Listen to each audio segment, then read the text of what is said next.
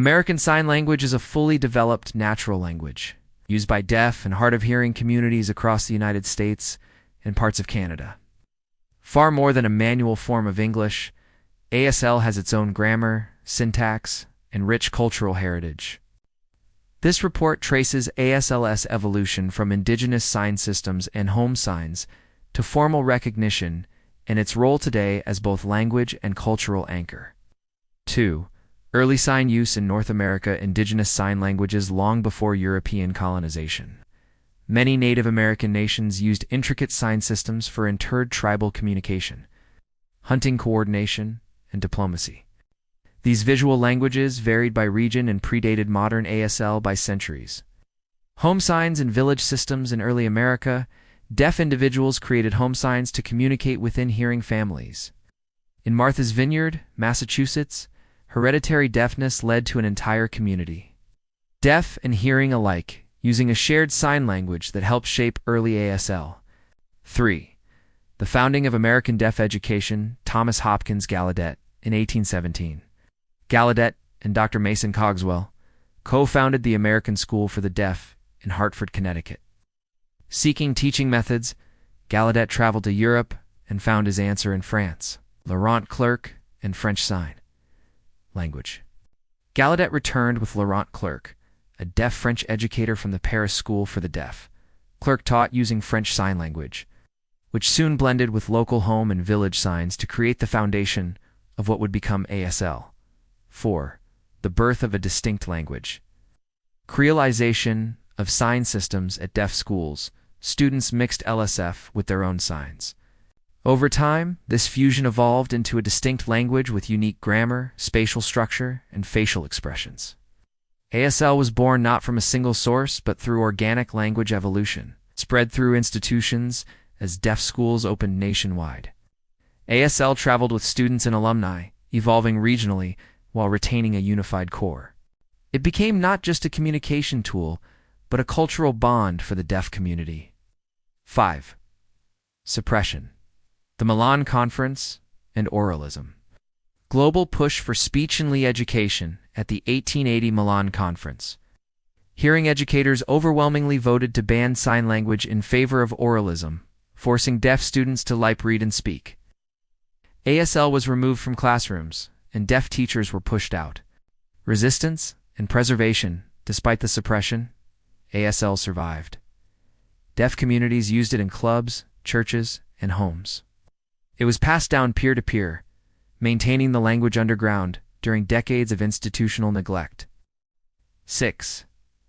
Academic recognition and cultural revival. William Stokoe's breakthrough. In 1960, linguist William Stokoe published Sign Language Structure, proving ASL was not broken English, but a full language with its own phonology and grammar. His work gave ASL the academic legitimacy it had long deserved. Deaf pride And cultural renaissance. 8. The 1970s and 80s saw a surge in deaf activism and self-determination. Social clubs and deaf theater flourished. ASL was not only a language but a cultural identity. Deaf President Now 1988, a turning point came at Gallaudet University in 1988, when students and allies led the Deaf President Now protest. After the university appointed a hearing president, despite having qualified deaf candidates, students staged a week-long protest demanding deaf leadership. Their victory led to the appointment of Dr. I. King Jordan, Gallaudet's first deaf president. DPN became a civil rights milestone, amplifying deaf voices and cementing ASL's role in identity, power, and visibility. 7. Legal and educational recognition. Individuals with Disabilities Education Act.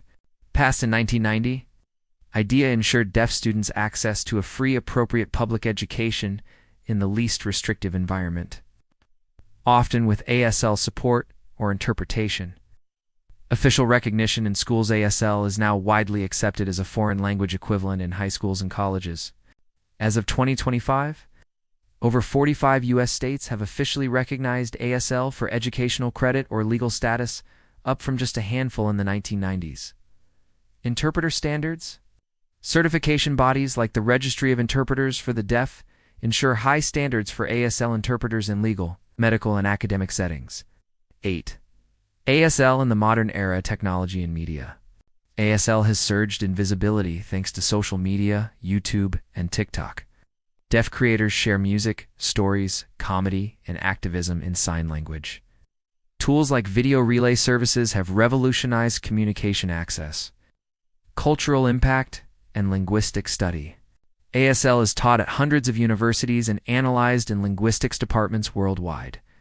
It influences art, literature, and even spoken word performances. Global influence. While ASL is primarily used in the US and parts of Canada, its structure has influenced other sign languages and communities across the Americas and in the global deaf diaspora. 9. Unique features of ASL. Visual spatial grammar, word order, and meaning are shaped by location, direction, and movement. Non-manual signals, eyebrows, mouth movements, and body posture all carry grammatical weight. Iconicity and abstraction. Some signs resemble their meanings, while others are abstract, built through shared convention. American Sign Language has journeyed from suppression to celebration. It was shaped by deaf people, sustained by their communities, and eventually recognized as the powerful, independent language it is.